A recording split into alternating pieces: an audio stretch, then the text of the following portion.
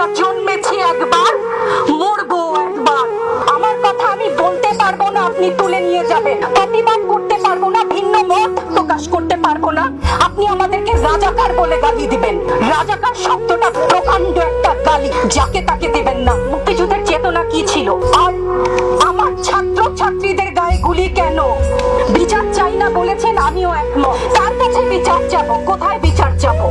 আমরা ঘৃণা জানাই মেয়ে ছাত্র ছাত্রীদের উপর যে লাঞ্ছনা হয়েছে, তার বিচার বিধাতা করবেন। তার বিচারের জন্য আমরা নেমেছি। আপনারা আমাদের মুখ বন্ধ করতে পারবেন না। অনুরোধ করছি, সেটাকে আমার দুর্বলতা ভাববেন না, সেটা ক্ষোভ, সেটা আমার ঘৃণা। আজকে আমার কিছু প্রশ্ন আছে সবার কাছে, দেশবাসীর কাছে তো করবো না, যাদের কাছে করবার তারা বুঝে নিবেন। আমি ইতিহাসের শিক্ষক না, কিন্তু ইতিহাস জেনে বড় হয়েছি। আমার জন্ম ৭১-এ। মুক্তিযুদ্ধের চেতনা কি? ভাষা আন্দোলনের চেতনা কি ছিল? মুখের ভাষা বাংলা বলতে পারি, সেই জন্য বোধহয় ভাষা আন্দোলনের শহীদরা শহীদ হননি। আমার কথা আমি বলতে পারবো না, আপনি তুলে নিয়ে যাবেন। প্রতিবাদ করতে পারবো না, ভিন্ন মত প্রকাশ করতে পারবো না, আপনি আমাদেরকে রাজাকার বলে গালি দিবেন। রাজাকার শব্দটা প্রকাণ্ড একটা গালি, যাকে তাকে দিবেন না।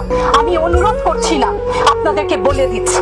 আমাকে একটু বলে দেবেন আপনারা মুক্তিযুদ্ধের চেতনা কি ছিল? দেশের হয়ে আপনারা বলবেন যে যারা শুধুমাত্র আমার বাবা মুক্তিযোদ্ধা ছিলেন, তাই আমার অধিকার প্রাপ্য অনেক কিছু, সেখানে পূর্ণ সহমত। কিন্তু এর পরবর্তী কাল থেকে আজ পর্যন্ত যে সমস্ত মানুষ দেশের বিভিন্ন জায়গায় বিভিন্ন ক্ষেত্রে নিজের স্বার্থ বলিদান দিয়ে দেশের জন্য কাজ করে যাচ্ছে, সম্পত্তি উপার্জন করছে, টেবিলের তল থেকে ১০ লাখ ৫ লাখ টাকার কোটি টাকা তো বাদই দিলাম না, সেই সমস্ত লোক সম্বরণ করছে, তাদের মুক্তিযোদ্ধার চেতনা কি কিছু অংশে কম? সেই প্রতিবাদ করলে আপনি আমাদেরকে বলবেন রাজাকার। রাজাকারের বাচ্চা, এটা প্রকাণ্ড গালি, যন্ত্রতন্ত্র দেবেন না। আর আমার ছাত্র ছাত্রীদের গায়ে গুলি কেন? আমি এখানে কেন দাঁড়িয়েছি, কেন আজকে কথা বলছি? কারণ আমি মানুষ, আমি শিক্ষিত একজন মানুষ, আপাতমস্তক ভাবে যাকে শিক্ষা বলেন। সেখানে আমি জানি মুক্তিযোদ্ধার চেতনা যদি কিছু আমার ভেতরে বিদ্যমান থাকে, আমি জানি অন্যায়ের প্রতিবাদ করতে হবে। বিচার চাই না বলেছেন, আমিও একমত। কার কাছে বিচার চাবো? কোথায় বিচার চাবো? আমরা ঘৃণা জানাই আমার ছাত্রদের গায়ে। আমি সারা রাত ঘুমাতে পারি না, তাই এসছি। আজকে যদি কিছু বলে যাই, এক পলক ঘুমাতে পারি। যেই বাবা মার বুকটা খালি হয়ে গেছে, তাদের ঘরে কি চলে, কোথায় আছে তারা, কিভাবে আছে?